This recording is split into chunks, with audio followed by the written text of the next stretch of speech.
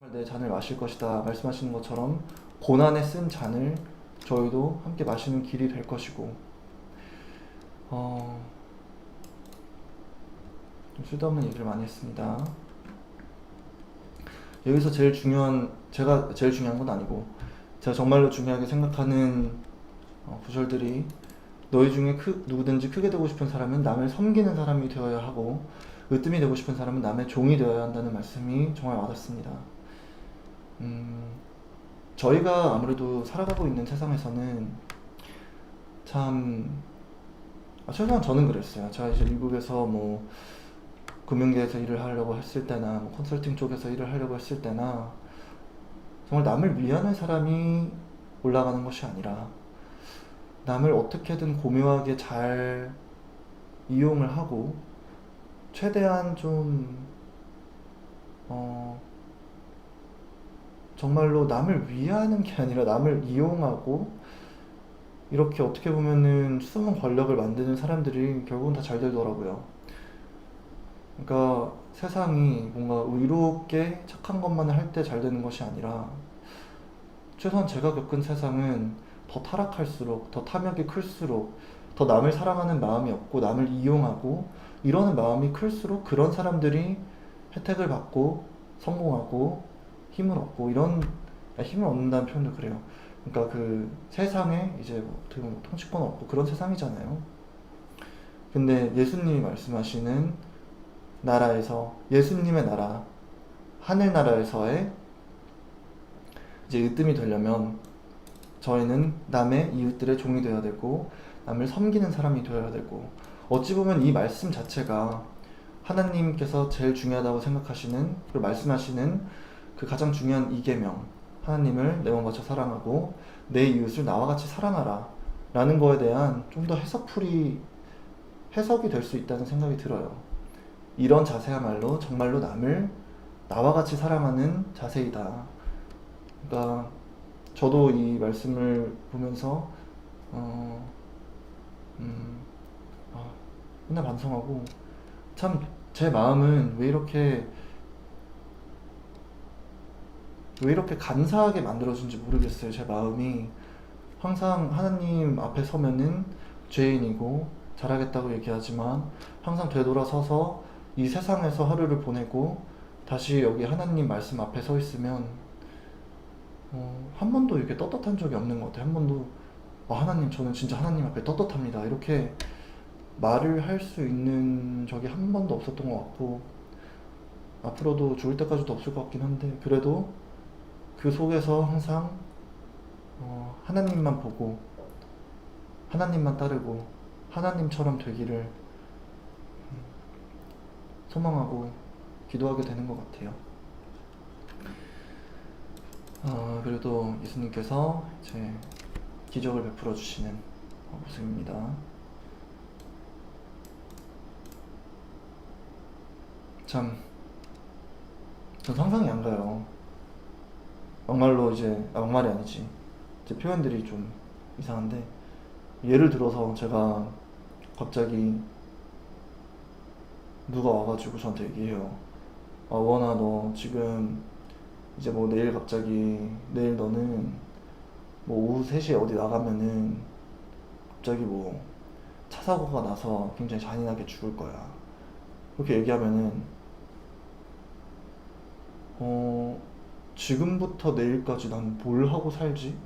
하면서 굉장히 인간적인 생각을 굉장히 많이 하게 될 것 같고, 제 생각부터 막 할 것 같은데, 예수님이 죽으시는 그런 과정이나 모든 것을 다 아시면서 도망가시려고 하시지도 않고, 그것을 하나님의 뜻이라고 고지고대로 받아들이시고, 그리고 그 과정 속에서, 그 두려움이 넘치는 과정 속에서도 계속해서 얼마나 마음이 힘들고 혼란스러우셨겠어요. 근데 그 와중에도 계속 사람들이 고쳐달라고 도와달라고 했을 때 끝까지 남을 위해서, 정말로 하나님 사랑하시는 그 자녀들을 위해서 다 이렇게 치유해주고 들어주고 그러시는 모습이 정말 너무 아름답고 배우고 싶습니다. 21장 말씀, 예루살렘으로 가심. 그들이 예루살렘 가까이 와서 감람산 기슭 벳바게에 이르렀을 때 예수님이 두 제자를 보내시며 이렇게 말씀하셨다. 너희는 맞은편 마을로 가거라. 거기에 가면 나귀 한 마리가 나귀 새끼와 함께 매여 있을 것이다. 그 나귀들을 풀어서 끌고 오너라. 누가 무슨 말을 하면 주님께서 쓰신다고 하여라. 그러면 곧 보내줄 것이다. 이것은 다음과 같은 예언자의 예언을 이루기 위해서였다. 시온 사람들에게 말하라. 보라, 너의 왕이 오신다. 그가 겸손하여 나귀를 탔으니 어린 나귀, 곧 나귀 새끼이다. 하나님은 어린 양이시죠. 제사들이 가서 예수님의 명령하신 대로 나귀와 그 새끼를 끌어와서 자기들의 겉옷을 나귀 등에 펴자 예수님이 올라타셨다. 많은 군중이 겉옷을 벗어 길에 펴기도 하고 나뭇가지를 꺾어 길에 깔기도 했다. 그리고 예수님을 앞뒤로 에워싸고 가는 군중들은 다윗의 후손에게 호산나, 주의 이름으로 오시는 분에게 찬양을, 가장 높은 곳에서 호산나 하고 환호성을 불렀다. 호산나는 구원하소서라는 의미에서 찬양의 외침이라고 합니다. 호산나. 예수님이 예루살렘에 들어가시자 온 시내가 떠들썩하며 이분이 누구요 하고 물었다. 그러자 군중들은 갈릴리 나사렛에서 오신 예언자 예수님이십니다 하고 대답하였다. 참 나귀를 타고 등장하시는 모습이 끝까지 예수님이 항상 자신을 낮추려고 하셨다라는 게 저는 느껴져요. 그러니까 보통 이제 권위의 상징이라고 하면은 이렇게 큰 말이나 정말 이렇게 화려하게 등장하는데 나귀를 타고 등장하시는 왕 중의 왕이신 예수님의 모습, 그때 그렇게 많은 제자분들과 따르는 사람들과 예수님을 지지하는 사람들도 그때 정말 많았을 건데도 충분히 예수님도 항상 그런 유혹들이 있으셨을 것 같아요. 사탄들의 유혹.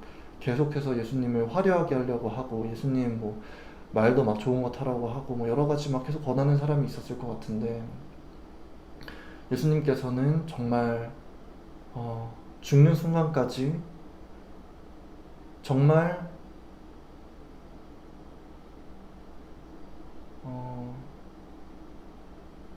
정말 사랑의 예수님 그 자체였던 것 같습니다. 사랑의 예수님, 사랑합니다 하나님.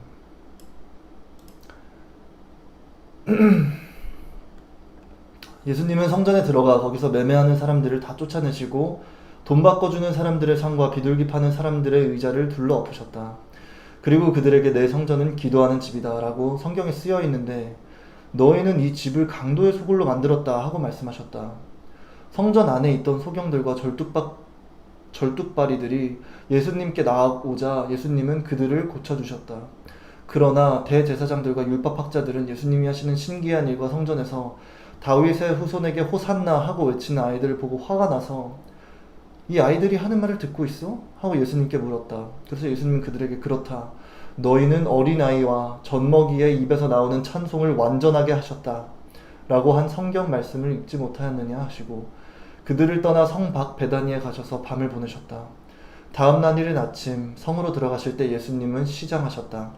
마침 길가에 한 그루에 무화과나무가 있는 것을 보시고 저는요 이거 읽기 전에 여기서 예수님께서 성전에 들어가셔서 매매하는 사람들을 다 쫓아내시고 돈 바꿔주는 사람들의 상과 비둘기 파는 사람들의 의자를 둘러 엎으셨다.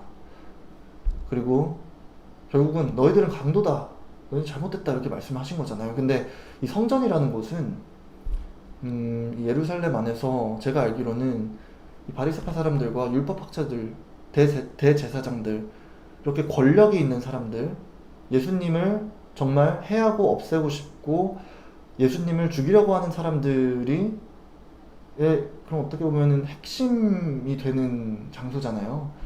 그래서 정말 위험하고 얼마나 두려움이 많으셨을까 상상도 안 가는데, 왜냐면 이 사람들에 의해서 죽임을 당할 걸 알고 계시니까. 그런데 그렇게 정말 온 생각이 들고 온 감정이 드는 곳에서 끝까지 하나님의 말씀을 전하려고 예수님이 어떻게 될지는 생각 안 하고 그런 권력 앞에서 예수님이 보시기에 옳은 행동, 의로운 행동을 계속해서 강조하시고 말씀하시는 모습이 저는 정말로 존경스럽고 어, 참 이해를 하면 할수록 예수님의 그 상황과 처지와 그 마음을 이해하려고 하면 할수록 진짜로 정말 하나님의 아드님이시다. 정말 완벽한 사랑이다. 라고 느껴지는 것 같아요. 이 모든 게 저희를 위해서 하신 거니까. 19절 말씀. 마침 길가에 한 그루의 무화과 나무가 있는 것을 보시고 가까이 가셨으나 잎사귀만 무성하고 열매가 없었다. 예수님이 그 나무를 향해 내가 다시는 열매를 맺지 못할 것이다 하시자 나무가 곧 말라버렸다. 제자들이 이것을 보고 놀라 어떻게 무화과 나무가 갑자기 말라버렸습니까? 하고 물었다. 그래서 예수님은 이렇게 대답하셨다. 내가 분명히 말하지만 너희가 의심하지 않고 믿기만 하면 내가 그 무화과 나무에게 한 일을 너희도 할 수 있다. 의심하지 않고 믿기만 하면. 그뿐 아니라 이 산을 향하여 땅에서 들려 바다에 빠져라 하여도 그대로 될 것이다. 너희가 기도할 때 무엇이든지 믿고 구하는 것은 다 받을 것이다. 유대인의 올무.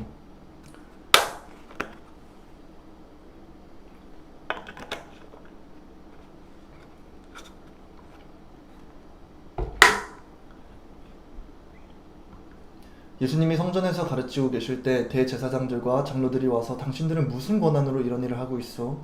누가 당신에게 이런 권한을 주었소? 하고 따져 물었다. 그때 예수님이 대답하셨다. 나도 한 가지 묻겠는데 너희가 대답하면 내가 무슨 권한으로 이런 일을 하는지 말하겠다. 요한의 세례가 어디서 왔느냐? 하나님에게서 왔느냐 아니면 사람에게서 왔느냐? 그러자 그들은 만일 하나님에게서 왔다고 하면 왜 그를 믿지 않았느냐 할 것이고 그렇다고 사람에게서 왔다고 하자니 모든 사람들이 요한을 예언자로 여기고 있으므로 백성들이 두렵다 하고 서로 의논하다가 우리는 모르겠소 하고 대답하였다. 그래서 예수님은 그들에게 나도 무슨 권한으로 이런 일을 하는지 말하지 않겠다 하고 다시 이렇게 말씀하셨다.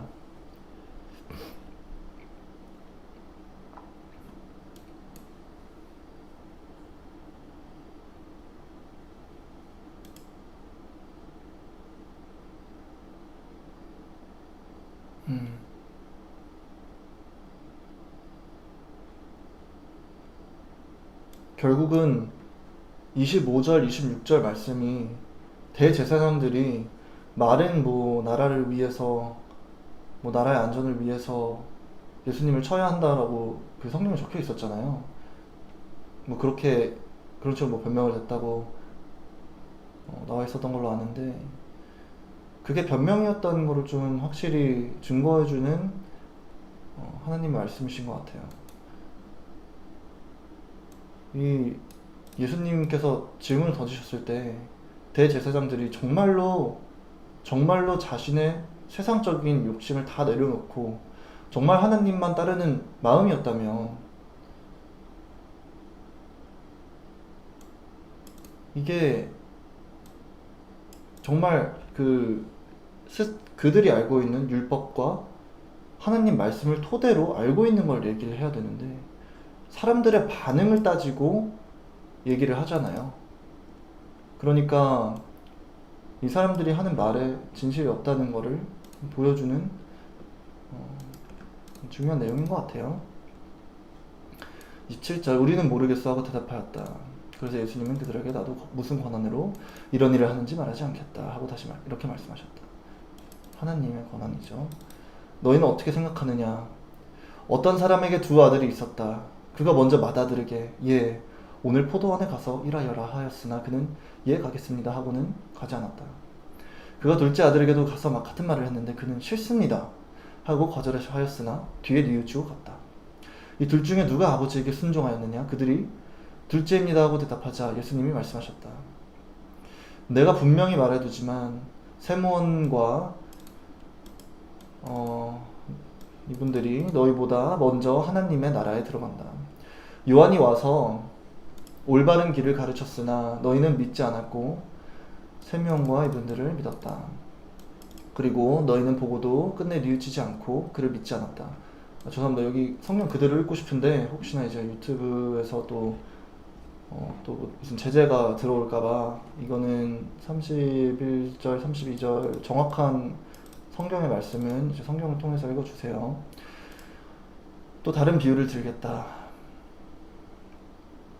어떤 사람이 포도원을 만들었다. 그는 포도원 둘레에 울타리를 치고 그 안에 포도즙틀을 놓고 망대를 세운 후 농부들에게 새로 주고 멀리 여행을 떠났다. 포도철이 되어 주인은 자기 몫의 포도를 받아오라고 종들을 소작인들에게 보냈다. 그러자 소작인들은 종들을 잡아 하나는 때리고 하나는 죽이고 하나는 돌로 쳤다. 주인은 처음보다 더 많은 종들을 다시 보냈으나 소작인들은 그들에게도 똑같이 하였다. 마지막으로 주인은 자기 아들을 보내며 그들이 내 아들은 존경하겠지 하였으나 소작인들은 아들을 보자 이 사람은 상속자이다. 자 죽여버리고 그가 받을 유산을 우리가 차지하자 하고 서로 말하며 아들을 포도원 밖으로 끌어내 죽였다. 그러니 포도원 주인이 돌아오면 그 소작인들을 어떻게 하겠느냐? 그러자 그들이 대답하였다. 그 악한 사람들을 무참히 죽이고 포도원은 제때 열매를 주인에게 바칠 다른 농부들에게 맡길 것입니다. 그래서 예수님은 그들에게 이렇게 말씀하셨다. 너희는 건축자들이 버린 돌이 집 모퉁이 여러분 진짜 죄송해요. 제 목소리 이때까지 안 들리셨죠? 잘 들리셨나요?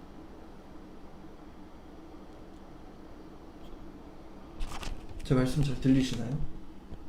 마이크를 안 끼고 말하고 있었네.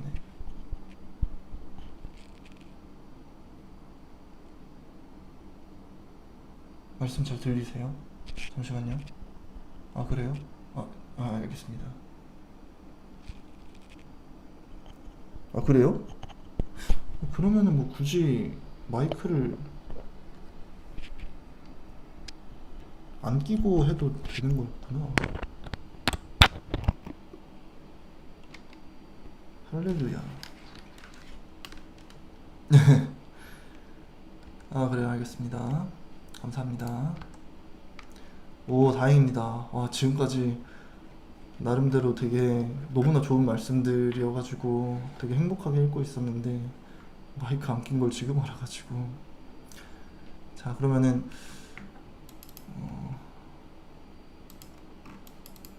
그래서 42절부터 다시 읽을게요. 그래서 예수님은 그들에게 이렇게 말씀하셨다. 너희는 건축자들이 버린 돌이 집 모퉁이의 머릿돌이 되었으니 이것은 주께서 행하신 것이요 우리 눈에 신기한 일이다 라고 한 성경 말씀을 읽지 못했느냐? 그러므로 내가 너희에게 말해준다. 너희는 하나님 나라를 빼앗기고 그 나라에 합당한 생활을 하는 백성이 그 나라를 얻을 것이다. 그 나라의 열매를 맺는 백성. 이 돌 위에 떨어지는 사람은 깨어질 것이며 이 돌이 사람 위에 떨어지면 그를 가루로 만들어 버릴 것이다. 대제사장들과 바리새파 사람들은 이 비유가 자기들을 두고 한 말인 줄 알고 예수님을 잡아가려고 하였으나 군중이 예수님을 예언자로 여기기 때문에 두려워서 잡지 못하였다.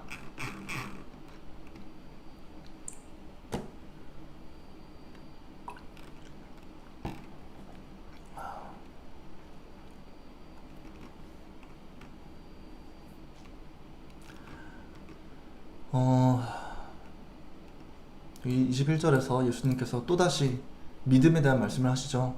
너희가 의심하지 않고 믿기만 하면 내가 그 무화과 나무에 한 일도 너희도 할 수 있다. 그뿐만 아니라 이 산을 향하여 땅에서 들려 바다에 빠져라 하여도 그대로 될 것이다 라고 말씀하시는 것처럼 정말 참된 믿음 속에서는 모든 것이 가능한데 그렇다면 과연 저희는 정말로 진실된 믿음을 갖고 있는가 라는 거를 좀 스스로한테 물어볼 수 있는 그런 구절인 것 같아요. 저는 계속해서 부족한 것 같고 계속해서 저도 성경을 계속해서 공부하고 있는 입장이고 여러분들에게도 여쭤보고 여러분들께서도 가르쳐 주시는 상황이기 때문에 저 계속해서 성경 말씀을 읽고 그러면서 믿음을 키워나가기를 바랍니다.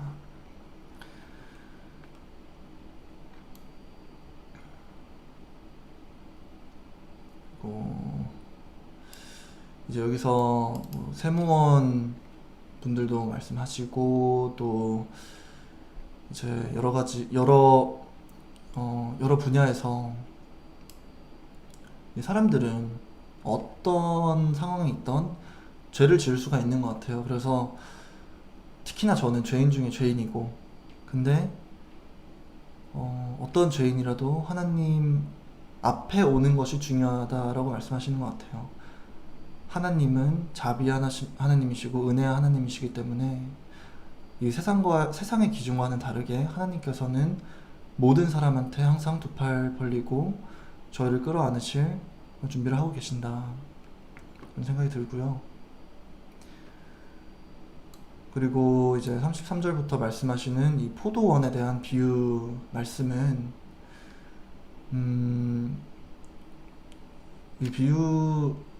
이 이야기도 전 되게 좋아하거든요.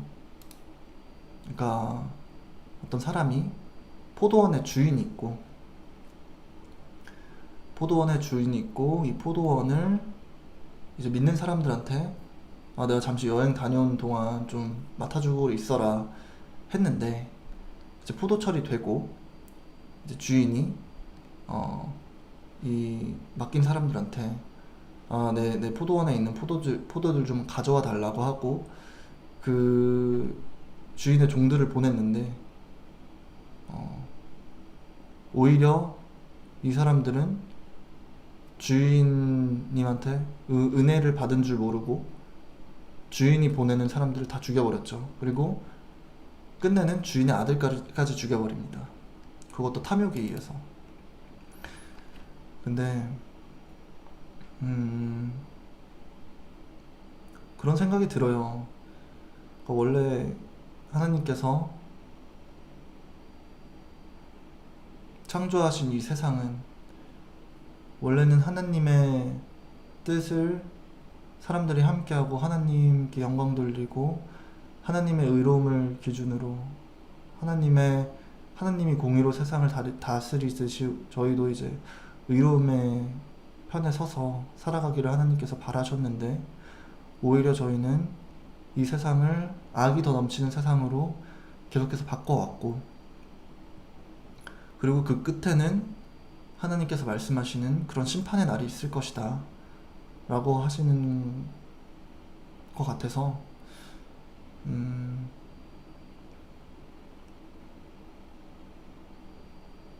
저도 계속해서 그냥 생각하게 돼요. 이런 심판의 날에 대해서 하나님께서 말씀하실 때 이게 그냥 인류의 죄가 아니라 저 스스로도, 저는 그렇게 생각을 하거든요. 어떤 분이 그때 저한테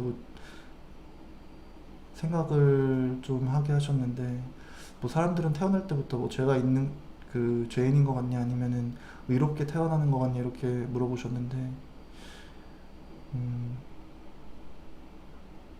최소한 저를 놓고 봤을 때 저는 어리다고 해서 과연 제가 의로웠나라는 생각을 해요. 어렸을 때부터 항상 욕심, 탐욕, 이기심 이런 거는 항상 어릴 때부터 있었던 것 같고, 그리고 어떻게 보면 그런 악한 마음을 계속해서 가지고 그런 마음이 계속해서 이제 지속되어 오에 따라서 어떻게 보면 지금 그리고 제 삶 속에서 하나님께서 저를 벌을 주신 게 아닌가 그런 생각이 들고, 하나님의 은혜로 하나님의 성령을 통해서 제가 새 생명을 얻게 되었을 때 정말 실수하지 않고 하나님의 의로움의 종이 되어서 올바른 길을 계속해서 살아나가고 싶다는 생각을 합니다. 너무 혼잣말같이 좀 횡설수설해서 죄송해요. 그리고 건축자들이 버린 돌이 집 모퉁이의 머릿돌이 되었으니 이것은 주께서 행하신 것이요 우리 눈에 신기한 일이다 라고 한 성경 말씀 읽지 못했느냐. 정말 이런 기적이 일어났으면 좋겠네요.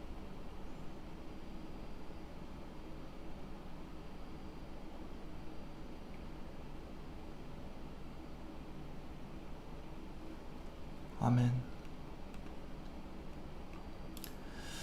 마태복음 22장 말씀, 천국이란? 예수님은 다시 비유로 이렇게 말씀하셨다. 하늘나라는 자기 아들을 위해 결혼잔치를 베푸는 어떤 왕과 같다. 왕은 종들을 시켜 잔치에 초대한 손님들을 불렀으나 그들은 오지 않았다. 왕은 또 다른 종들을 초대한 사람들에게 보내 살진 소를 잡아 모든 음식을 푸짐하게 준비해 놓았으니 어서 잔치에 오십시오 하라고 하였다. 그러나 그들은 들은 척도 않고 어떤 사람은 자기 밭으로 가고 어떤 사람은 장사하러 가고 또 다른 사람들은 그 종들을 잡아 모욕하고 죽여버렸다. 그러자 왕은 화가 나서 군대를 보내 살인자들을 죽이고 말을 불태워버렸다. 그리고 나서 왕은 종들에게 말하였다. 잔치는 준비되었으나 초대받은 사람들은 자격이 없다. 그러니 너희는 길거리에 나가 만나는 사람마다 잔치에 초대하여라. 그래서 종들이 나가 좋은 사람이건 나쁜 사람이건 만나는 대로 데려오자 잔치 자리가 가득 찼다. 왕이 손님들을 보려고 들어갔다가 예복을 입지 않은 한 사람을 보고 그대는 어째서 예복도 입지 않고 여기 들어왔는가 하고 묻자 그는 아무 대답이 없었다. 그때 왕은 종들에게 이 사람의 손발을 묶어 바깥 어두운 곳에 던져라. 거기서 통곡하며 이를 갈 것이다 하였다. 이와 같이 초대받은 사람은 많지만 선택받은 사람은 적다. 그때 바리새파 사람들이 어떻게 하면 말로 예수님을 함정에 빠뜨릴 수 있을까 의논한 후에 자기들의 제자들을 헤롯 당원들과 함께 예수님께 보내서 물어보게 하였다. 선생님, 우리가 알기에 선생님은 진실하시고 진리대로 하나님의 교훈을 가르치시며 사람의 겉모양을 보지 않으시기 때문에 누구에게도 거리낌이 없으십니다. 그래서 선생님의 의견을 듣고자 합니다. 로마 황제에게 세금을 바치는 것이 옳습니까? 옳지 않습니까? 그러나 예수님은 그들의 간교한 생각을 아시고 위선자들아, 왜 나를 시험하느냐? 세금으로 바치는 돈을 내게 보여라 하고 말씀하셨다. 그들이 예수님께 데나리온 하나를 가져오자 예수님은 이 초상과 글이 누구의 것이냐 하고 물으셨다. 그들은 황제의 것입니다 하고 대답하자 예수님이 황제의 것은 황제에게, 하나님의 것은 하나님께 바쳐라 하고 말씀하셨다. 이 말씀을 듣고 그들은 말문이 막힌 채 가버렸다. 바로 그날 부활이 없다고 주장하는 사두개파 사람들이 예수님께 와서 물었다. 선생님, 모세는 형이 자식 없이 죽으면 동생이 형수와 결혼하여 형의 대를 이어야 한다고 했습니다. 우리 이웃에 7 형제가 있었는데 맏이 결혼하여 살다가 자식 없이 죽고 그 동생이 형수와 살게 되었습니다. 그러나 둘째도 자식 없이 죽었고 셋째에서 7째까지 모두 그렇게 되었으며 끝내는 그 여자도 죽었습니다. 이렇게 7 형제가 모두 한 여자와 살았으니 부활 때는 그 여자는 누구의 아내가 되겠습니까? 그래서 예수님은 그들에게 이렇게 대답하였다. 너희는 성경과 하나님의 능력을 모르기 때문에 잘못 생각하고 있다. 부활하면 장가도 시집도 안 가고 다만 하늘에 있는 천사들과 같이 된다. 너희는 죽은 사람들의 부활에 대하여 하나님이 나는 아브라함의 하나님, 이삭의 하나님, 야곱의 하나님이다 라고 하신 말씀을 읽어오지 못했느냐? 하나님은 죽은 사람들의 하나님이 아니라 살아있는 사람들의 하나님이시다. 그러자 군중들은 예수님의 가르치심에 감탄하였다. 바리새파 사람들은 예수님의 사두개파 사람들의 말문을 막으셨다는 말을 듣고 다 함께 모였다. 그들 중에 한 율법학자가 예수님을 시험하려고 선생님, 모세의 법 중에 가장 큰 계명은 어느 계명입니까? 하고 물었다. 그래서 예수님은 이렇게 대답하셨다. 내 마음을 다하고 정성을 다하고 뜻을 다하여 주 너의 하나님을 사랑하라. 이것이 제일 중요한 계명이다. 그 다음은 내 이웃을 내 몸과 같이 사랑하라는 계명이다. 모든 율법과 예언자들의 가르침은 이 두 계명에서 나온 것이다. 너무 중요한 내용이어서 다시 한번 읽을게요. 선생님, 모세의 법 중에 가장 큰 계명은 어느 계명입니까? 하고 물었다. 그래서 예수님은 이렇게 대답하셨다. 내 마음을 다하고 정성을 다하고 뜻을 다하여 주 너의 하나님을 사랑하라. 이것이 제일 중요한 계명이다. 그 다음은 내 이웃을 내 몸과 같이 사랑하라 는 계명이다. 모든 율법과 예언자들의 가르침은 이 두 계명에서 나온 것이다. 바리새파 사람들이 모였을 때 예수님은 그들에게 너희는 그리스도에 대하여 어떻게 생각하느냐? 그는 누구의 후손이냐? 하고 물으셨다. 그들이 다윗의 후손입니다 하고 대답하자 예수님은 다시 그들에게 물으셨다. 다윗이 성령님의 감동으로 하나님이 나의 주님에게 말씀하셨다. 내가 내 원수들을 내 발 앞에 굴복시킬 때까지 너는 내 오른편에 앉아 있거라고 하지 않았느냐? 다윗이 이렇게 그리스도를 주라고 불렀는데 어떻게 그리스도가 다윗의 후손이 되겠느냐? 그러자 한마디도 대답하는 사람이 없고 그날부터 예수님께 묻는 사람도 없었다. 그러니까 이 다윗의 후손이라는 말은 어떻게 보면 틀렸다라는 말씀을 하시는 것 같아요. 그런데 전에도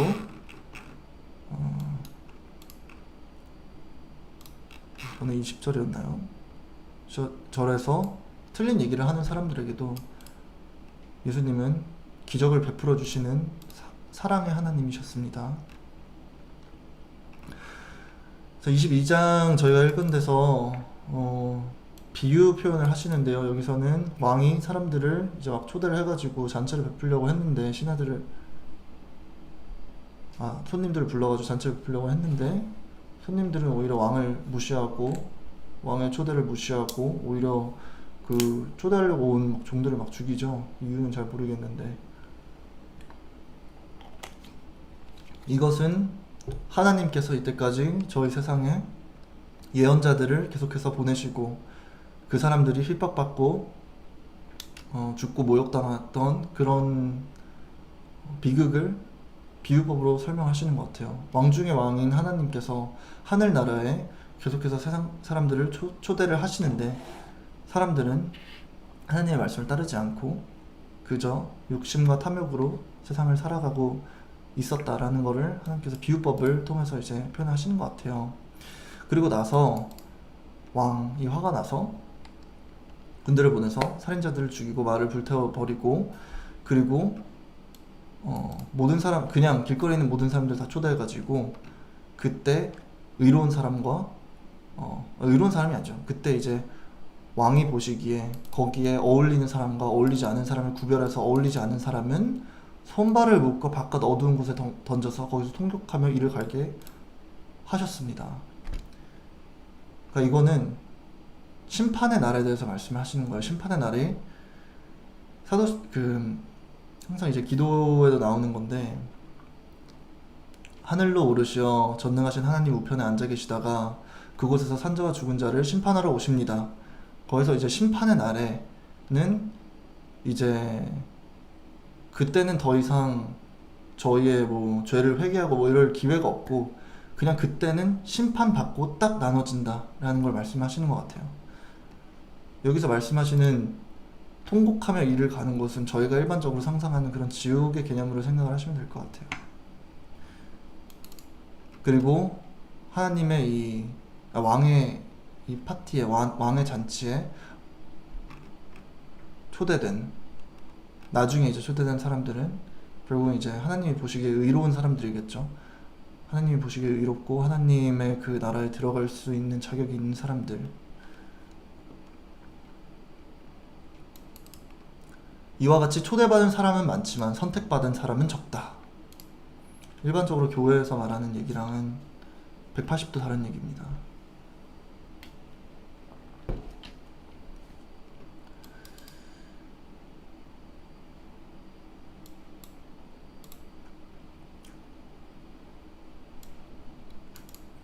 제가 왜 이런 얘기를 하냐면은 하나님께서는 예수 그리스도님을 통해서 저희를 회개하고 하나님 앞에 의로움을 따르는 하나님의 어린 양의 모습을 원하시지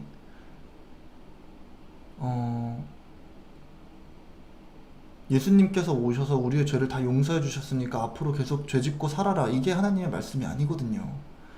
근데 제가 이때까지 다녔던 많은 교회들에서 그런 식으로 가르쳤어요. 저한테 예수님만 믿으면 우리 모든 죄가 다 용서되니까 그냥 예수님만 믿고 살아 하니까 그냥 그게 좀 잘못된 가르침이 계속해서 좀 퍼져나가지 않았나라는 생각이 들어요.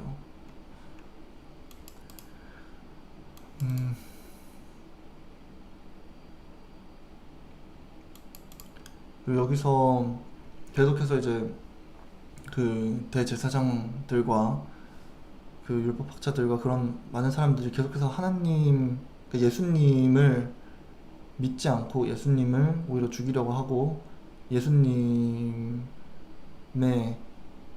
어떻게 보면은 그 말장난하는 거죠. 말에서 허점을 찾아가지고 논리 허점을 찾아서 사람들이 예수님께 신뢰를 잃게 하려고 계속해서 이상한 질문들을 던지는데 그 던진 질문에 예수님께서는 항상 너무나 현명한 대답을 하십니다. 왜냐면 진리의 하나님이니까 빛의 하나님이니까 어떤 질문을 해도 나오시는 말씀은 그 자체가 진리겠죠. 그래서 오히려 여기서는 세금을 바치는 것이 옳습니까? 안 옳습니까? 그러니까 세금은 세금대로 바치고 하나님께 바쳐야 되는 거는 하나님께 바쳐라 라고 이렇게 깨끗하게 말씀을 해주십니다. 그리고 또 여기서 사두개파 사람들이 막 이상한 정말 말도 안 되는 시나리오를 얘기해가지고 막 예수님의 말씀을 막 비꼬는 식으로 막 질문을 던지는데, 예수님께서 부활에 대해서도 굉장히 깨끗하게 설명을 해주십니다. 너희는 성경과 하나님의 능력을 모르기 때문에 잘못 생각하고 있다. 부활하면 장가도 시집도 안 가고 다만 하늘에 있는 천사들과 같이 된다. 그러니까 육신의 지배를 안 받는다는 말씀이신 것 같아요, 제 생각에는. 너희는 죽은 사람들의 부활에 대하여 하나님이 나는 아브라함의 하나님, 이삭의 하나님, 야곱의 하나님이다 라고 하신 말씀을 읽어보지 못했느냐? 하나님은 죽은 사람들의 하나님이 아니라 살아있는 사람들의 하나님이시다.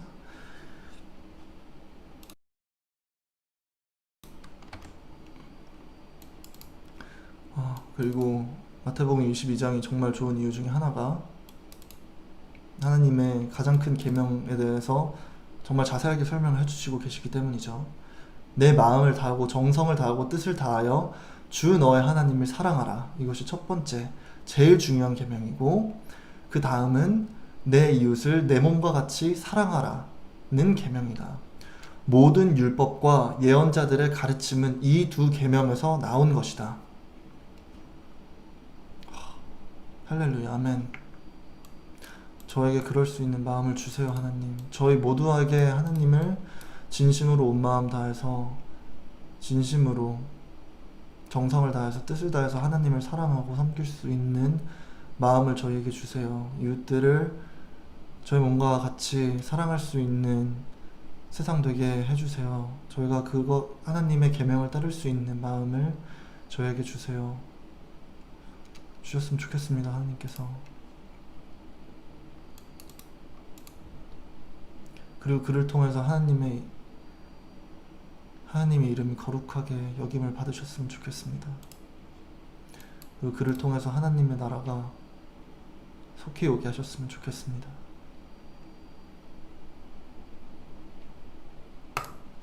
마태복음 23장 말씀, 바리새파 사람들의 위선. 잠시만요, 이거 얼마나 긴지 봐야겠다. 좀 기네. 23장 말씀, 바리새파 사람들의 위선. 그때 예수님이 군중들과 제자들에게 이렇게 말씀하셨다. 율법학자들과 바리새파 사람들은 모세의 율법을 가르치는 사람들이다. 그러므로 너희는 그들이 말하는 것이 무엇이든지 따르고 지켜야 한다. 그러나 그들의 행동은 본받지 말아라. 그들은 말만 하고 실천하지 않는다.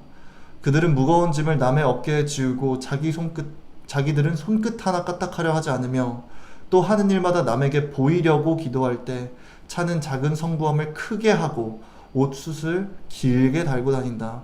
그들은 잔치 자리의 특석과 회당의 높은 자리를 좋아하며 시장에서 인사받는 것과 사람들이 선생이라고 불러주는 것을 좋아한다. 그러나 너희는 선생이라는 말을 듣지 말아라. 너의 선생은 한 분뿐이시며 너희는 모두 형제들이다. 세상에 있는 사람을 아버지라고 부르지 말아라. 너의 아버지는 한 분밖에 없으니 곧 하늘에 계시는 분이시다. 또 지도자라는 말도 듣지 말아라. 너의 지도자는 그리스도뿐이다. 너희 중에서 가장 위대한 사람은 남을 섬기는 사람이 되어야 한다. 누구든지 자기를 높이는 사람은 낮아지고 낮추는 사람은 높아질 것이다. 율법학자들과 바리새파 사람들아, 너희 위선자들에게 불행이 닥칠 것이다. 너희는 하늘나라 문을 가로막고 서서 너희도 들어가지 않고 들어가려는 사람도 못 들어가게 한다. 너희 위선자들에게 불행이 닥칠 것이다. 너희는 과부의 재산을 가로채고 사람들 앞에서 거룩하게 보이려고 길게 기도한다. 그러므로 너희는 더욱 무서운 심판을 받을 것이다. 율법학자들과 바리새파 사람들아, 너희 위선자들에게 불행이 닥칠 것이다. 너희는 교인 하나를 얻기 위해 바다와 육지를 돌아다니다가 얻으면 너희보다 배나 더 악한 지옥 자식으로 만든다. 눈먼 인도자들아, 너희에게 불행이 닥칠 것이다. 너희는 누구든지 성전을 두고 맹세한 것을 지키지 않아도 되지만 성전에 금을 두고 맹세한 것은 반드시 지켜야 한다고 말한다. 어리석은 소경들아, 금과 그것을 거룩하게 하는 성전 중에 어느 것이 더 중요하냐? 또 너희는 누구든지 제단을 두고 맹세한 것은 지키지 않아도 되지만 그 제단 위에 있는 제물을 두고 맹세한 것은 반드시 지켜야 한다고 말한다. 이 소경들아, 제물과 그것을 거룩하게 하는 제단 중에 어느 것이 더 중요하냐? 그러므로 제단을 두고 맹세하는 사람은 제단과 그 위에 있는 모든 것을 두고 맹세하는 것이며 성전을 두고 맹세하는 사람은 성전과 거기에 계시는 분을 두고 맹세하는 것이다. 또 하늘을 두고 맹세하는 사람은 하나님의 보좌와 그 위에 앉아 계시는 분을 두고 맹세하는 것이다. 율법 학자들과 바리새파 사람들아, 너희 위선자들에게 불행이 닥칠 것이다. 너희는 박하와 외향과 근처의 11조는 바치면서 율법 가운데 더 중요한 정의와 자비와 믿음은 저버렸다. 그러나 11조도 바치고 이것도 버리지 말았어야 했다. 눈먼 인도자들아, 너희가 하루살이는 걸러내고 낙타는 통째로 삼키는구나. 율법 학자들과 바리새파 사람들아, 너희 위선자들에게 불행이 닥칠 것이다. 너희가 잔과 접시의 겉은 깨끗하게 하지만 그 속에는 탐욕과 방탕으로 가득 차 있다. 눈먼 바리새파 사람들아, 너희는 먼저 잔과 접시의 속을 깨끗이 하라.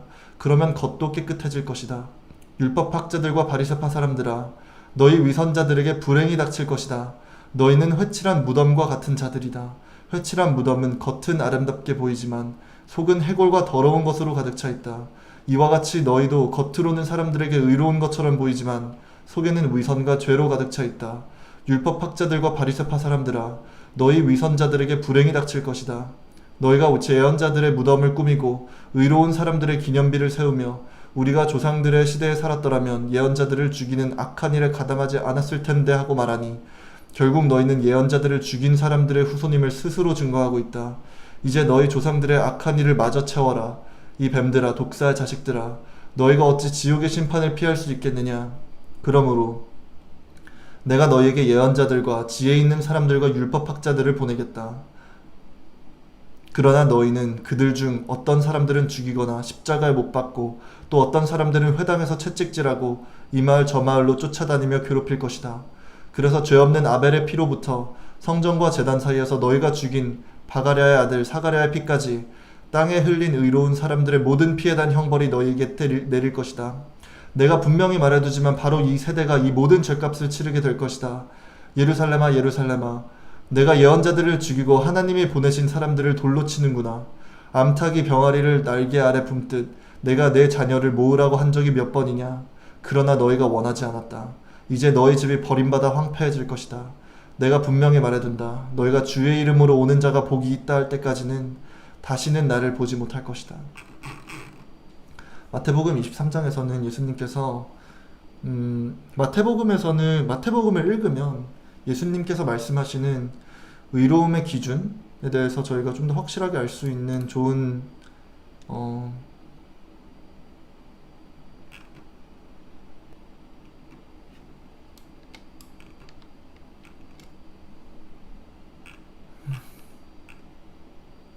잠시만요. 제가 이메일로 프리즘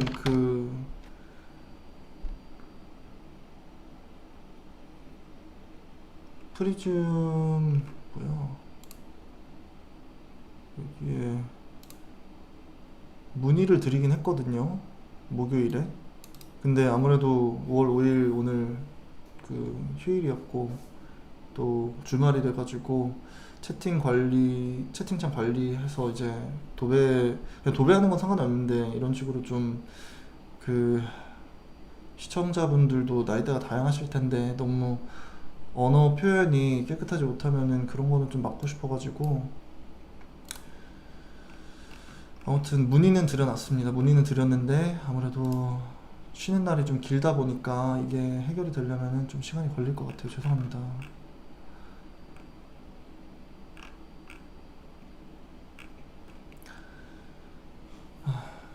참 네, 아무튼 이 댓글에 너무 신경 안 쓰겠습니다. 여러분들도 댓글을 뭐 닫으실 수 있으면 닫는 게 좋은 것 같아요. 마태복음 23장 말씀 포함해서 마태복음에서 이제 예수님께서 예수님을 따르는 방법에 대해서 정말 세세하게 저희가 이해하기 쉽게 아주 깊게 설명을 해주시는 것 같아서 저는 그래서 마태복음을 제일 좋아합니다. 마태복음 제일 좋아하고 마태복음을 읽을 때 가장 많은 회개를 할 수 있게 되는 것 같아요. 여기 이제 특히나 여기서는 이제 이때까지는 뭐 해야 되는 거를 예수님께서 많이 강조를 해서 말씀을 해주셨다면은 23장에서는 특히나 하면 안 되는 거를 위주로 설명을 해주십니다. 그래서 저는 이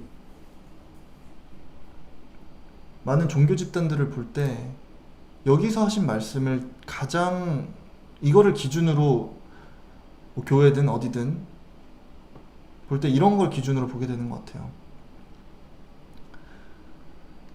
혹시 그 사람들이 얘기하는 게 이제 23장 4절에서 부터 계속 말하는 사람들이 아닌가. 그들은 무거운 짐을 남의 어깨에 지우고 자기들은 손끝 하나 까딱하려 하지 않으면, 그러니까 예를 들어서 직책이 뭐 목사거나 뭐 전도사거나 뭐든지 간에 하나님의 말씀을 전파하는 그런 성스러운 자리에 있으면서 사람들한테 계속 막 잘해야 된다, 뭐 회개해야 된다, 말은 그렇게 하는데 만약에 그 사람들 스스로가 하나님의 말을 따르지 않고 있다면 이건 정말로 그냥 무거운 짐을 남의 어깨에 지우기만 하고 자기들은 손끝 하나 까딱하지 않는 거의 표본이잖아요. 그리고 기도할 때 하나님께서 말씀하셨듯이, 예수님께서 말씀하셨듯이 참된 기도는 이제 뭐 정말로 안 보이는 곳에서 하나님과 기도하는 그런 기도를 원하시지, 정말 막 사람들 앞에 나와가지고 엄청 길게 화려하게 기도하고 그걸로 사람들의 마음을 현혹하는 그런 기도를 원하시는 게 아니거든요. 기도할 때 차는 작은 성검을 크게 하고 또 옷숫을 길게 달고 다닌다, 이런 것도 예를 들어서 뭐 교회 갔는데 뭐 목사님 막 시계 보니까 시계가 완전 막 금시계 막 너무 화려하고 막 차는 막 벤츠나 막 아우디 막 BMW 이런 거 타고 다니면 그게 과연 진짜로 목회자의 길인가라는 의심이 들어요, 저는. 왜냐면 하나님께서 말씀하셨을 때 세상과 하나님을 같이 따를 수 없다고 항상 강조를 하시기 때문에, 그러니까 많은 분들이 이제 하나님께 가는 이유가 그럴 것 같아요. 하나님, 뭐 이번 기회에 뭐 승진을 하게 해주세요, 뭐 더 돈을 많이 벌게 해주세요, 이번에 뭐 어디 뭐 투자했는데 잘 되게 해주세요 라든지, 어떻게 보면 세상에 있는 그런 욕심을 기반으로 가시는 분들도 되게 많은 것 같아서 어떻게 보면 그분들은 성경의 말씀을 잘 모르시는 분들 같아요. 근데 그런 분들의 마음을 이용하시는 그런 종교의 이름을 사용해서 계속 죄악을 덮어뜨리는 분들도 굉장히 많은 걸로 알고 있고, 참 안타깝습니다. 그리고 하나님께서 항상 말씀하시는 것이, 저희는 아무것도 아니고 저희는 아무짝에도 쓸모없는 종이고 그저 하나님의 말씀을 따르는 사람이고, 모든 선생님이라고 불리지도 말고 아무것도 불리지 말고 모든 영광은 하나님께 돌리라고 하는데, 많은 종교 집단에서 그렇게 행하지 않는 거를 알고 있거든요. 그러니까 어떤 사람이 신격화가 되고 사람이 어떠한 그런 막 상징이 돼가지고 하나님께 가야 되는 영광을 그 사람들이 그냥 세상에서 막 받고, 이런 거는 그런 게 너무 막 심하다고 생각했을 때 저는 그런 종교 집단을 좀 피하려고 하는 것 같아요. 아무래도 전 정말로 온 마음 다해서 하나님을 따르고 싶기 때문에, 그리고 하나님께서 말씀하시기에 가장 낮은 자 되라고 하셨기 때문에 그런 말씀을 좀 실천하시는 교회에 가장 가고 싶은 마음이 있는데, 또 동시에 그런 교회가 없잖아요, 세상에. 교회 안 갈 수도 없고.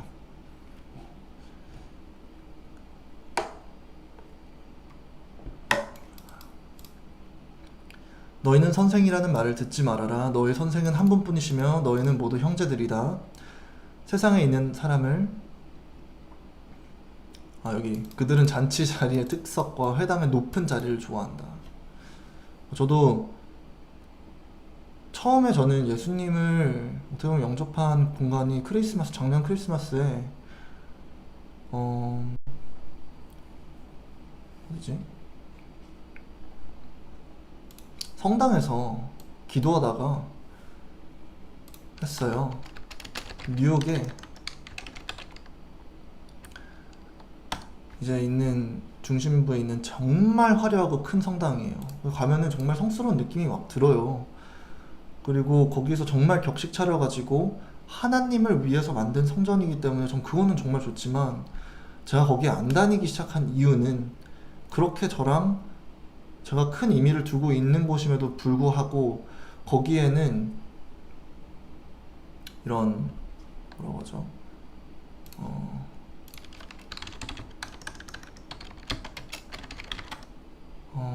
교황이 아닌데,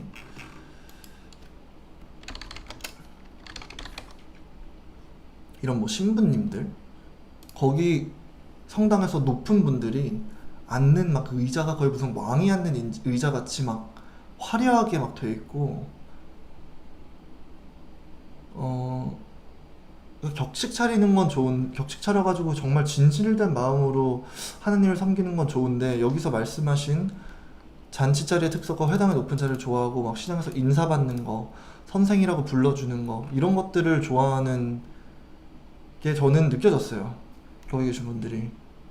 그래서 안 가기 시작했습니다.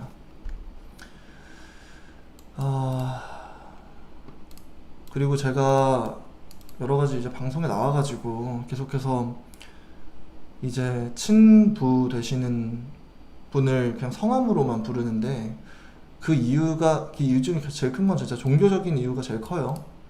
그 전까지는 항상 이제 다르게 그 원래 부르던 방식으로 불렀고, 그리고 지금은 정말로 그냥 하나님 아버지께만 아버지라고 부릅니다. 정말 막 특수한 상황에 너무 막 연세 많으신 분들이 좀 이렇게 강요하는 식으로 저한테 화내시면은 좀 어쩔 수 없이 하는 적도 있었는데, 최근에. 그래도 그런 거 제외하고는 정말 무조건 좀 하나님 아버지께만 아버지라고 부르고 싶고, 또 정말 제 가족은 하나님의 뜻을 따르는 모든 사람이라고 생각하면서 살아가고 싶어요. 실제로 그게 하나님 가르침 아래 맞는 거고, 너희 중에서 가장 위대한 사람은 남을 섬기는 사람이 되어야 한다. 제발 그렇게 될 수 있게 하나님께서 도와주세요. 가장 낮은 사람들 위해 도와주세요. 참, 너희는 하늘나라 문을 막고 서서 너희도 들어가지 않고 들어가려는 사람도 못 들어가게 한다. 이게 딱 제가 말하는 정말 어린 양과 같은 사람들의 순수한 마음을 악용해가지고 그 사람들한테서 이제 막 재산 이제 받고, 그걸로 이제 하나님의 뜻과는 정반대인 일들을 하시는 그런 집단들, 거기서 가르치는 것도 결국은 잘못된 걸 가르치는 거잖아요. 그러면은 하나님께서 어떻게 보면 하나님으로부터 계속해서 멀어지게 되고, 이 죄의 악순환만큼 진짜 막고 싶어요. 정말로 많은 분들이 참된 신앙을 가지셨으면 좋겠습니다. 참된 신앙. 그리고 정말로 바쁘시고 힘드시고 정말 이 세상에 너무나 많은 일들이 일어나지만, 혹시라도 좀 쉬는 시간이 나셨을 때 정말로 성경 조금만, 신약 성경에서 마태복음이던 아니면 그 네 책은 읽어보셨으면 좋겠다는 생각이 꼭 들어요. 그래야지 잘못된 길로 안 빠지셨으면 좋겠습니다. 과부의 재산을 가로채고, 너희는 과부의 재산을 가로채고 사람들 앞에서 거룩하게 보이려고 길게 기도한다. 교인 하나를 얻기 위해 바다와 육지를 돌아다니다가 얻으면 너희보다 배나 더 악한 지옥 자식으로 만든다. 진짜 이것도 참 실제로 한국에서 많이 벌어지고 있는, 제가 다큐나 이런 것도 많이 봤기 때문에 참 안타까운 마음이 듭니다. 소경이 소경을 인도하는 건 정말. 그리고 저도 계속해서 말씀드리고 싶지만, 저는 굉장히 아는 것도 많이 없고 똑똑한 사람도 아니고, 뭐 신학 공부를 따로 한 것도 아니고, 따로 수업도 듣고 옛날부터 뭐 성가대도 있고 계속해서 그런 학교들을 계속 나와왔고 관심 가졌지만, 제가 뭐 신학대에 나오고 뭐 이런 건 아니잖아요. 그러다 보니까 저도 이제 그런 지식 측면에 있어서 굉장히 얕고, 제가 말하는 거에 이렇게 말하는 거가 틀릴 수도 있어요. 그러니까 제가 하는 말은 정말 한 귀로 듣고 한 귀로 흘리시고 하나님 말씀을 고지곳대로 하나님 말씀을 성경을 통해서 접하셨으면 좋겠다는 생각을 합니다. 그리고 제가 일부러 좀 이제 성경을 막 이 책에서는 이 구절들만 좋았어요 하면서 짜집기 형식으로 제가 방송을 안 내는 이유가 좀 어떻게 보면 그렇게 하면은 좀 더 많은 분들이 관심을 갖고 좀 이해하기도 쉽고 관심 끌기도 쉽겠지만 저는 이 성경의 본질을 잃어버리고 싶지 않아요. 정말 성경 그대로를 여러분들과 함께 읽어가면서 다 같이 공부하고 해석하고 싶은 마음이 제일 큽니다. 그래서 혹여라도 저 때문에 그 성령님의 말씀, 하나님의 말씀, 예수님의 말씀이 혹시라도 이제 왜곡되는 일이 없었으면 좋겠습니다. 그리고 여기서 말씀하시는 거는 뭐 재물 관련돼서 재물과 뭐 재단, 맹세 여러 가지에 대해서 말씀하시는데 맹세에 대해서 예전에 말씀하셨듯이 맹세하지 말라고 하셨고 그리고 여기서 말씀하시고자 하는 거는 이제 사람들의 위선에 대해서 말씀을 하시는 거죠. 재물이라고 하면 결국 이제 돈과 이런 막 비싼 것들인데 그런 거에 있어서는 정말로 막 중요하게 생각을 하면서 이제 하나님을 모시는 하나님의 성전 이런 공간에서는 정말로 이제 하나님을 모시려고 온 것이 아니라 어떻게 보면은 그 잘못된 마음을 가지고 온 사람들에 대해서 이제 말씀을 하시는 것 같고 그리고 여기서는 제가 저번에 이제 방송 딱 그 이거에 관련돼서도 하긴 했었는데 여기서 항상 강조하시는 것들이 가장 중요한 더 중요한 이제 정말 마음으로 하나님을 따르고 마음으로 하나님의 계명들을 따르고 마음에서 우러나오게끔 하시려는 그러니까 어떻게 보면 행동만 하다 보면은 말만 하다 보면은 이게 진정한 것이 아니잖아요. 그래서 하나님께서 그것을 바꾸려고 예수님을 통해서 저에게 성령을 주시고 길을 열어주신 것 같다는 생각을 합니다.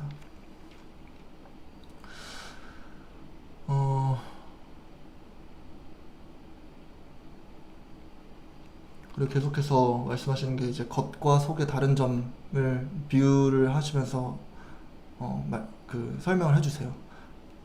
잔과 접시의 겉은 깨끗하나 그 속에는 탐욕과 방탕으로 가득 차 있다. 너희들은 회칠한 무덤과 같은 자이다. 무덤은 되게 화려하지만 그 속은 정말로 막 타락하고 막 썩어 있다. 말은 우리가 막 조상들의 시대에 살았더라면 예언자들을 죽이는 악한 일에 가담하지 않았을 텐데 하면서 말은 그렇게 하지만 실제는 다른 것을 하나님께서 알고 있다.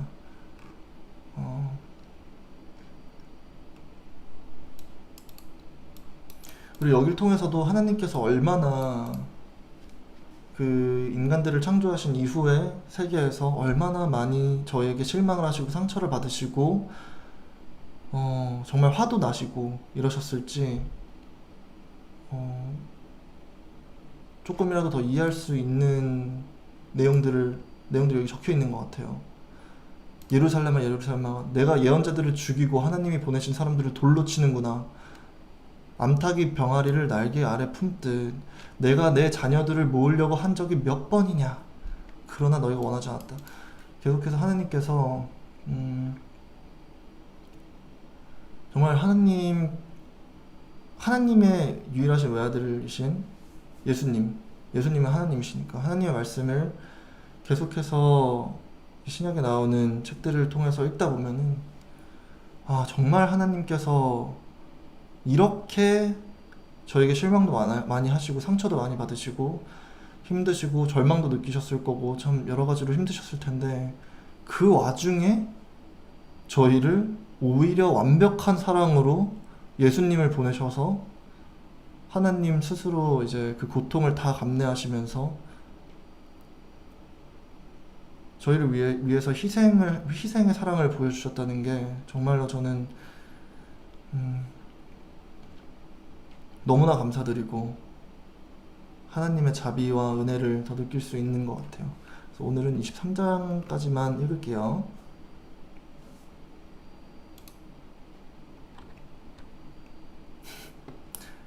양들이 너무 귀여워요. 어린 양들. 너무 행복해 보여요, 진짜. 너무 행복하고 깨끗해 보여요.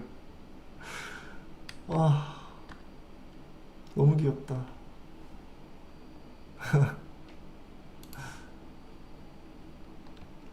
어린 양이 행복한 거 보세요, 행복한 표정.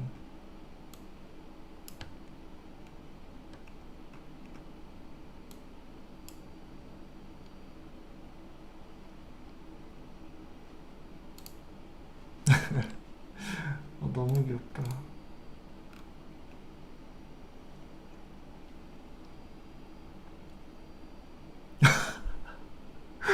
다 채팅창 열자마자 그 참 사랑이 넘쳐나는 채팅창이네요.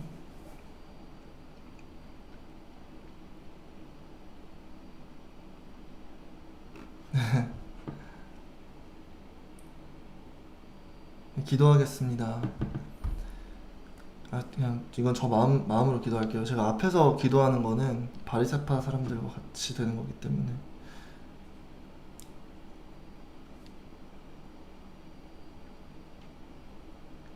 여러분, 제가 지난 거의 한 달 정도 동안 이제 PD수첩 분들이랑 함께 촬영을 진행을 했었는데요. 이제 선공개되는 내용이 일요일 날 PD수첩 유튜브를 통해서 나옵니다. 나오는 시간은 저녁 오후 5시라고 합니다. 1차 선공개가. 제가 이때까지 좀 굉장히 여러분들이 막 이때까지 뭐 하세요? 하루 일정이 뭐 어떻게 되세요? 하실 때 일부러 좀 질문을 회피하고 했던 게 있었어요. 왜냐면은 그냥 정말로 제가 전달하고 싶은 여러분들께 전달드리고 싶은 메시지가 있고 그런 거를 계속해서 제가 막 두서없이 얘기를 하다가 그런 본질을 흐리고 싶지가 않았습니다. 그래서 여러분들께 좀 너무 늦게 이렇게 소통하게 된 점 너무 죄송하고, 그리고 이제 선공개 이후에 정말 본 방송 내용은 화요일 날 5월 9일이죠. 네, 5월 9일 화요일 9시에 나올 예정입니다. 그래서 일단 선공개 일요일 날 오후 5시에 선공개되는 내용도 본방이랑 또 좀 다른 내용이 나갈 거예요. 그러니까 그 내용도 한번 봐주시면 좋겠어요. 일요일 5시, 화요일 9시. 네. 7일 5시, 9일 9시. 어떤 분께서 웬 멸종 시드는 부활할 것이다 라고 하셨는데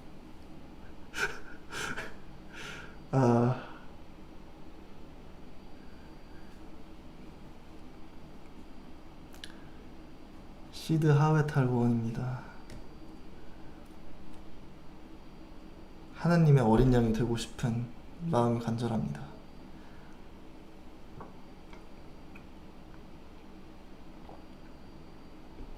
네, 교회 보실 수 있으신 분들은 봐주시고, 또 그때 이제 당연히 이제 일요일이니까 하실 것도 많으시고 가족분들이랑 시간도 보내시고 휴식도 취하셔야 되니까 할 거 다 하시고, 또 항상 이제 유튜브에 있으니까 시간이 안 되시는 분들은 나중에 보실 수 있습니다. 걱정하지 마세요. 그 양털 깎는 동영상 보신 적 있으신가요? 양털 깎는 동영상?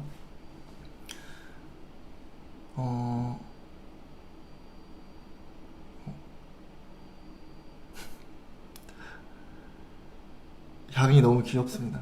양털 깎는 동영상 보면은 양이 진짜 털이 막 길어지면 엄청 뭐가 많이 끼고 더러워요.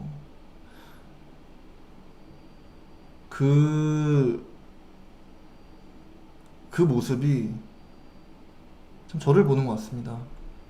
근데 예수님을 만나고 하나님을 정말로 온 마음 다해서 계속 섬기려고 노력하면서 한 발자국 한 발자국 내딜 때 예수님께서 기적을 보여줌으로써 저를 조금씩 이제 깨끗하게 해주시는 것 같아요. 제 그 썩은 털도 막 깎아주시고.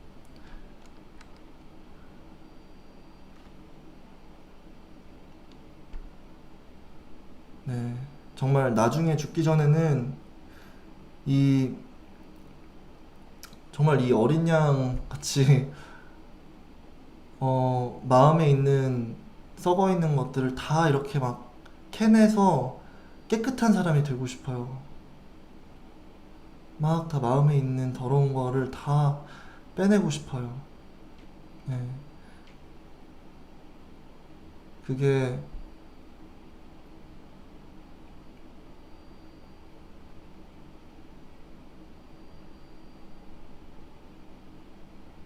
어떤 분이 머리털이라고 말씀하셨는데 제가 군대 들어가기 전에 이제 머리를 밀잖아요. 아, 밀었는데 진짜 너무 못생긴 거예요. 아, 그때 사진을 제 형이 갖고 있는데 와,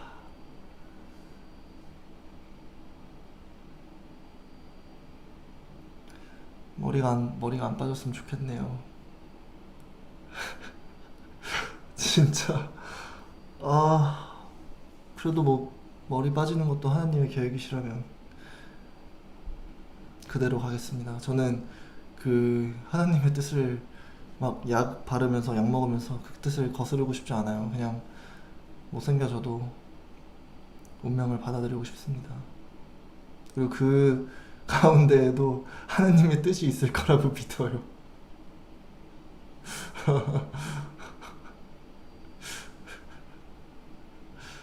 그 전재용 씨랑 예전에 이제 수영을 할 때 그 수영을 하면은 물 속에 들어갔다가 이제 나오잖아요. 근데 이제 수영모를 쓰고 이제 수영 그 이거까지 딱 쓰고 딱 이러고 나오면은 진짜 못 알아보시더라고요.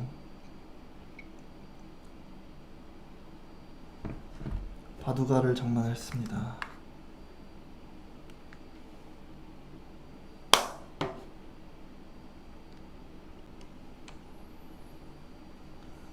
아,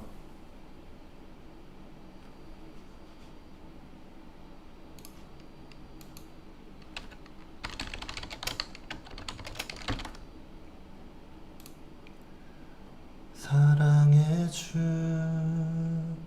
내 안에 계시네.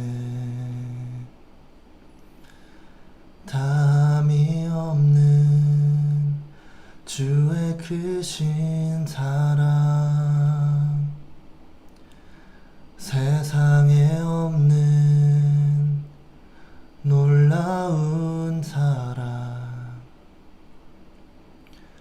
그 안에서 나는 자유하네. 날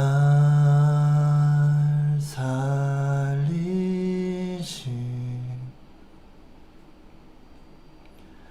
주는 내 전부. 나도 모르던 외로움과 슬픔을 내 주님은 다 아시네. 이제 일어나 주를 보내 사랑한다 말하시네.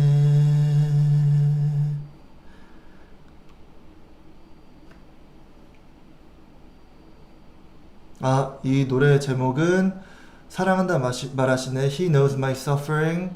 아티스트는 워십 메이커스라는 분들입니다. 워십 메이커스 분들의 볼륨 2번이라고 하네요. 다함이 없는 주의 크신 사랑, 세상에 없는 놀라운 사랑, 그 안에서 나는 자유하네. 날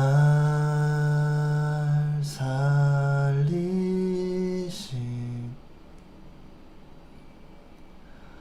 주는 내 전부. 나도 모르던 외로움과 슬픔을 내 주님은 다 아시네. 이제 일어나 주를 보내 사랑한다 말하시네.